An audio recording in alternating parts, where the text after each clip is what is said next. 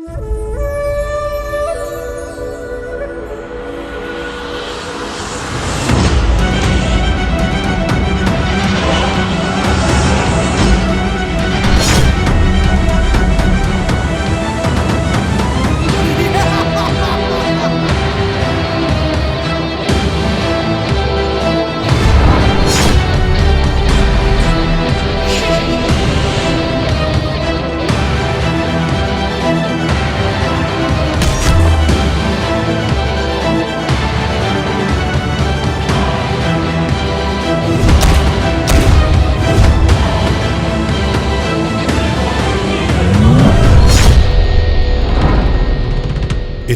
गवाह है कि बड़े ले बड़े युद्ध सिर्फ प्रेम के कारण होते और प्रेम के रद्दामां युद्ध तो तय है।